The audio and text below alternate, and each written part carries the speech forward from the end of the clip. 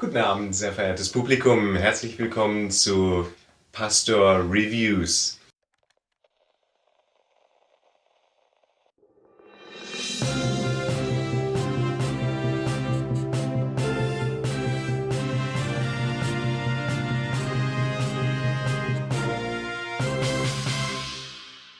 In den vergangenen Wochen ist im Internet ein Film immer größer geworden. Ein Film, der eigentlich kein großer Film sein wollte, sondern das Abschlussprojekt eines Studiums von einem Filmproduzenten. Ich rede über VelociPastor. Da wir in der Redaktion uns dazu entschieden haben, diesen Film wollen wir gar nicht anschauen, habe ich mir heute einen besonderen Gast eingeladen, der bereit war, diesen Film für uns zu schauen. Meine Damen und Herren, begrüßen Sie bitte mit mir Bon Vivant, Connoisseur, Kunstmäzen und Lebemann Micha Steinbrück. Herzlich willkommen, Herr Steinbrück, grüß Sie. Ganz herzlichen Dank. Sie haben für uns einen neuen Film geschaut. Ja, der Film heißt VelociPastor. Das klingt außerordentlich bescheuert. Wie kam man denn auf diese Idee? Der Film hat $35.000 gekostet, ist mehrfach über Kickstarter und ähnliches gelaufen, kam erst nicht zur Finanzierung und besteht am Ende des Tages nur aus 3 Schauspielern und der Rest sind Laiendarsteller. Herrlich. Erzählen Sie mir doch kurz bitte etwas und unserem Publikum zu der Handlung des Films. Gut, der Film geht 75 Minuten.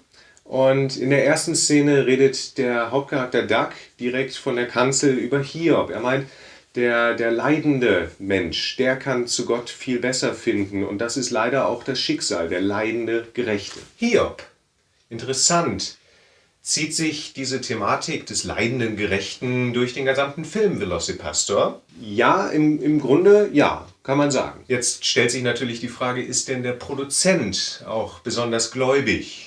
Nein, aber er baut viele Klischees ein, die über Christentum verbreitet sind, im Prinzip im Mainstream und auch in Hollywood-Filmen manchmal mitunter. So ist der Hauptcharakter Doug als Priester natürlich Jungfrau am Anfang des Films. Spoiler, er verliebt sich in eine Darstellerin und am Ende wird es auch sie sein, also die Prostituierte, die ihm das zeigt, was es heißt, ein guter Pfarrer zu sein. Was?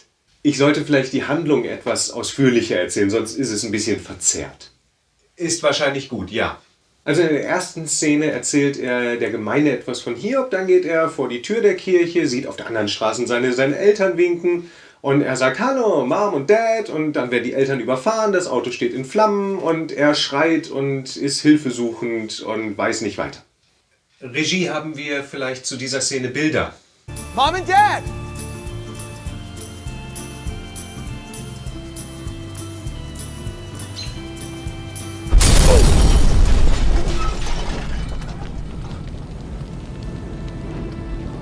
No. No. No!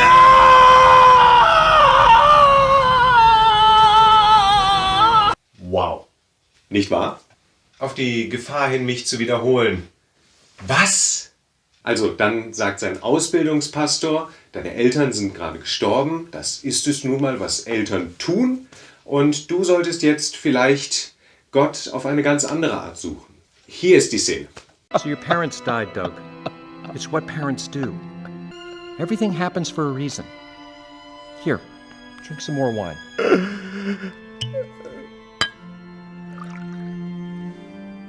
Das klingt nicht sehr seelsorgerlich. Nein, aber egal, denn er sagt ihm dann, Doug, du musst dahin gehen, wo du denkst, dass Gott gar nicht ist. Und wenn du dann Gott findest, beziehungsweise wenn Gott dich dann findet, dann hast du deinen Glauben wirklich im Herzen. Dann ist es ein Teil von dir. Okay.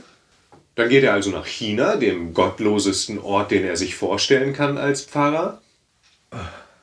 Und da sieht er dann, wie eine Frau von einem Ninja erschossen wird. Und als letzten Atemzug gibt diese Frau Doug, unserem Pfarrer, Hauptcharakter, eine Kralle von einem Velociraptor, an der er sich dann auch schneidet. Nun wacht Doug in den USA auf und trifft dort eine Anwältin, Doktorin, Prostituierte und rettet sie als der VelociPastor, also als wer Velociraptor. Natürlich tut er das. Und sie ist es auch, die ihm sagt, er soll diese Kräfte einsetzen, um sie für Gutes zu benutzen. Und sie sagt auch, sie weiß gar nichts über das Christentum und er sagt, er weiß nichts darüber, was Dinosaurier sind. Er hat ja nicht mal an sie geglaubt. No, I don't know much about God. I don't know much about dinosaurs. Im Laufe der nächsten Minuten gibt es dann eine Montage, in der wir sehen, dass er sich dieser Kräfte annimmt und auch viel trainiert privat, also im Fitnessstudio, um fitter zu werden, um diese Kräfte besser zu bündeln. Und wir sehen andererseits, dass Carol, die keine Ahnung vom Christentum hatte, sich der Kirche öffnet. Sie geht in seine Gottesdienste, nimmt am Abendmahl teil und so weiter und so fort. Ja. Dann kommen die obligatorischen Exorzismus- und Kriegsrückblickszenen mit Vietnam, so wie das in guten US-amerikanischen Filmen nun mal gerne ist, wenn es irgendwas mit Kirche oder Krieg zu tun haben kann. Und dann kommen die Ninjas ins Wohnzimmer von Duck und greifen Duck und Carol an. Warum? Ja, weil die Ninjas christliche Ninjas sind, die Drogen handeln, ein Drogenkartell bilden und die wollen Menschen möglichst abhängig machen von Drogen, damit viel mehr Menschen, abhängig von Drogen, Seelsorge bedürfen und so mehr zu den Gemeinden kommen. Also im Grunde ein Gemeindewachstumskonzept. Christliche Drogen, Ninja, Kartellmafia. Jap, dann nähert sich langsam alles dem Finale und bam, der Velocipastor kämpft gegen die Ninjas, gewinnt ganz knapp am Ende, dramatisch, bis ohne, weiß ich auch nicht mehr. Und am Ende schwört dann Duck, dass er diese Drogen-, Mafia-, Kartell-, christlichen Ninjas auseinandernehmen wird und den letzten einzelnen von ihnen jagen wird. Herr Steinbrück, vielen Dank, dass Sie sich diesen Film für uns angeschaut haben. Vielen Dank, liebes Publikum, dass Sie diesen Film ertragen haben. Bleiben Sie noch einen Moment dran. Dann, nachdem wir Herrn Steinbrück verabschieden, schauen wir nochmal auf eine theologische Reflexion des Ganzen. Ja, vielen Dank und danke, dass ich hier sein durfte und diesen Film schauen durfte. Ganz herzlichen Dank. Mein T-Shirt ist leider noch nicht rechtzeitig gekommen, deswegen trage ich heute dieses. Ein Velocipastor-T-Shirt kann man aber auch bestellen. Verlinken wir das vielleicht unterhalb des Videos auch, wo man das bestellen kann? Oder auch diesen großartigen Film? Ja, machen wir.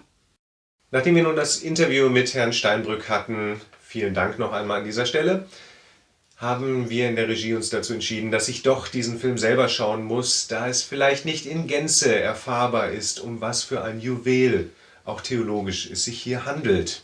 Hier ist zunächst Hiob zu nennen. Der Prediger Duck redet gleich zu Beginn über ihn und zieht so die Parallele oder die Überschrift, unter der wir den Weg von Duck, dem Velocipastor, sehen können. Der leidende Gerechte, der am Ende Gott näher kommt durch sein Leid. Wir hören Carol, die Prostituierte, Anwältin, Ärztin, die ihm sagt, das mit dem Velocipastor, dass du böse Menschen damit angreifen und töten kannst, ist vielleicht das Priesterlichste, was du in deinem Leben getan hast, mindestens, dass du mich gerettet hast, sagt sie. Ein Punkt, in dem ich den Velocipastor widersprechen möchte, ist der Umgang mit der Beichte. Nun ist hier Carol es, die den Velocipastor dazu bringt, die Beichte zu benutzen, um das Beichtgeheimnis zu hören, besonders böse Menschen auszufiltern und diese mit der Kraft des Velocipastors zu besiegen, zu beseitigen. Dies ist natürlich etwas, was weder die römisch-katholische Kirche noch die evangelische Kirche je machen sollten oder dürften. Auch in der evangelischen Kirche gibt es eine Beichte und ein Beichtgeheimnis. Es ist kein Sakrament wie in der römisch-katholischen Kirche, aber es ist dennoch etwas, was sehr, sehr hoch gehalten wird und was sogar vor Gericht nicht gezwungen werden darf, dass ich das aussage. Auch meine Velocipastor-Kräfte würde ich nicht so einsetzen dürfen.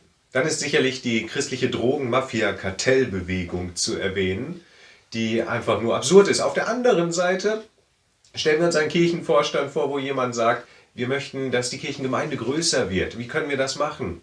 Und jemand schlägt vor, ja, wir bringen den Leuten Drogen, dann kommen die mehr zur Seelsorge, wenn sie erstmal richtig abhängig sind. Und dann haben sie echt Probleme im Leben. Der Ansatz ist ja zunächst einmal nachvollziehbar. Er ist nicht gut, nicht richtig und er ist absolut nicht empfehlenswert. Aber es ist natürlich fast nachvollziehbar. Ich würde diesen Menschen zurück ans Zeichenbrett schicken, dass er vielleicht eine bessere Idee hat. Aber es ist eine Idee. Immerhin. Ein Dialog gibt es noch zwischen Stuart, dem Ziehpfarrer sozusagen von Duck, und Duck selber, wo Stuart sagt, Gott will bestimmt nicht, dass du diese Kräfte benutzt, um Menschen umzubringen. Und Doug, der wiederum sagt, doch, vielleicht schon. Besonders böse Menschen möchte er vielleicht schon, dass ich die umbringe. Und so absurd dieser Diskussionsteil auch ist, auch hier. Es gibt eine Parallele, zum Beispiel im Dritten Reich. Haben sich Menschen, Christen in der bekennenden Kirche, also in der funktionierenden Kirche, überlegt, ist es legitim, als christlicher Mensch einen Tyrannenmord zu begehen? Darf man absolutes Unrecht, was man sieht, Beispiel Hitler, darf man das aktiv wissen oder darf man sich sogar beteiligen an einem Anschlag auf ein Leben eines Tyrannen? Der Velocipastor geht sicherlich nicht so sehr in die Tiefe in seinen Fragen, aber es ist tatsächlich ein theologisches Thema. Und da gibt es gute, begründete, verschiedene Ansätze. Man kann sagen, ja, als Christ muss ich das. Man kann aber auch besonders und überzeugt als Christ sagen, nein. Denn für mich ist das allerhöchste Gebot, liebe deinen Nächsten wie dich selbst. Und das heißt auch die Feindesliebe. Und das heißt auch ertragen, dass es Unrecht auf der Welt gibt. Beides kann man christlich gut begründen. Ich möchte mich hier nicht festlegen, ich möchte nur sagen, Velocipastor zieht hier eine ganz absurde Idee, aber da ist sogar ein Kern drin, der im Christentum zu bedenken ist. Natürlich kann es keinen Film geben über das Christentum, wenn ein Priester dabei ist, ohne Exorzismus. Das musste auch hier scheinbar der Fall sein. Gut ist es hier nur kurz abgehandelt wird. Interessant ist, dass Doug wirklich mehr zu Gott findet, durch diese absurde Idee nach China zu gehen, durch diese absurde Sache, dass er Carol näher kommt dadurch. Und zwar findet er näher zu Gott, beziehungsweise zu seinem echten Glauben, weg von der Kirche hin zum Glauben, dadurch, dass er sich auf Carol einlässt. Ein Mensch, ein Gegenüber, jemanden, der geliebt werden kann, jemanden, den er wirklich liebt im Laufe dieses Films. Ein Mensch, der ihm zeigt, dass er mehr ist als das, was er dachte zu sein. Nicht nur ein Werkzeug Gottes, sondern er ist wirklich jemand, der Entscheidungen treffen kann, der Gott ganz woanders findet, als er ihn vermutet hat, über sein Studium hinaus. Und so kann man auch das Ende verstehen. Er bricht mit der Kirche, die er kannte, weil diese Kirche es zulässt, dass Drogenkartell, Mafia-Ninjas da sind. Und er kommt dafür umso mehr zum Glauben. Er möchte nämlich den Glauben in Anführungsstrichen bereinigen. Er möchte die Kirche von dieser Fehlentwicklung bereinigen und lebt den wahren Glauben als der Velocipastor. Ist alles ein bisschen absurd, aber auch da im Großen und Ganzen kann man sagen, natürlich bin ich Mitglied einer Kirche, natürlich bin ich sogar Pastor einer Kirche und natürlich glaube ich auch an Gott. Aber es heißt ja nicht, dass ich nur, weil ich Mitglied einer Kirche bin, den wahren Glauben zu Gott finden kann.